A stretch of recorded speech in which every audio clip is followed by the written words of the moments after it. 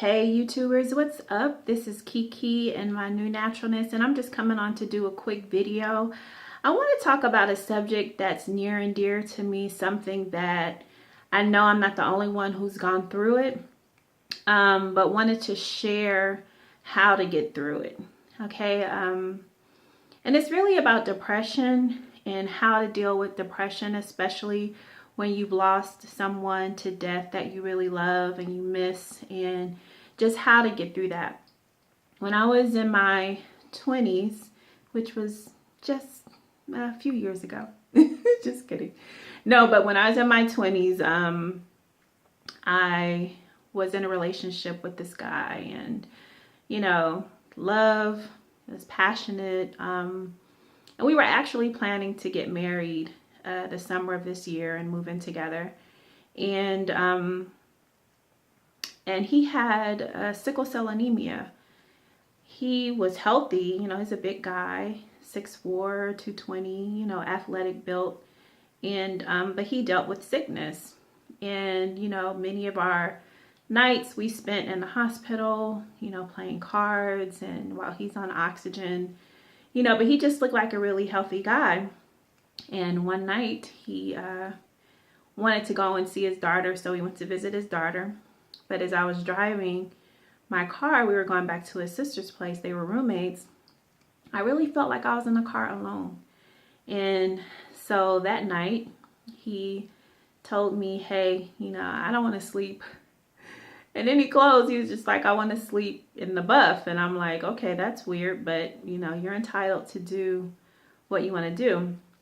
And so through the night, laying next to me, I guess he passed away. He transitioned next to me. And when I woke up the next morning, I was waking him up for work because he was planning to go back to work that day. And as I was waking him, I noticed that he wasn't breathing.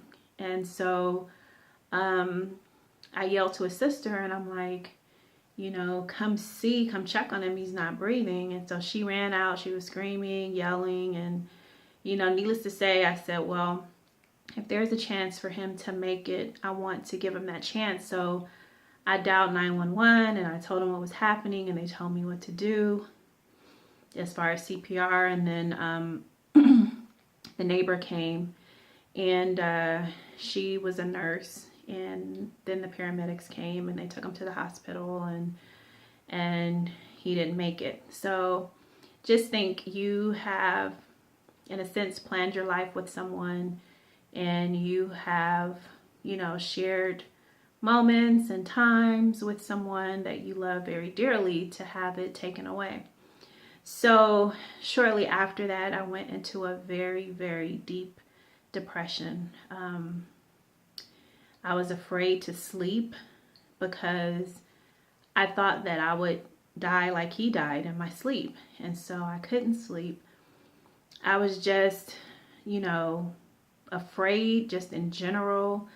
I started having panic attacks. If I was in a crowd, I couldn't function. I would start to sweat and hyperventilate, and I would go to work, and out of the clear blue driving home, I was couldn't breathe. It was just weird things would happen to me at different times. It was like the worst period of my life. And I went through that for a period of 2 years. And I say it took me about 4 years to kind of just get through it. It was so sad, but I literally went into a depression. I couldn't eat. I couldn't really do anything. I was still going to school. Somehow I managed to stay in college, and somehow I managed to hold down a job. But I was depressed big time. And then I started to do a lot of writing. Writing was one of my outlets to help with the depression, to help with my feelings. I did so much writing. I did a lot of journaling. I did a lot of poetry. Just to kind of use it as an outlet. And I also talked with, close friends just about how I was feeling. So writing was a big thing. Talking to close friends, when I was having those moments, was another thing. And then even while I was doing that, I started to act out. Because I was depressed, I just started doing things that were totally against my nature, against my character. Just partying hard, drinking, just doing whatever I could do to try to medicate this pain, this emptiness, this hole in my heart.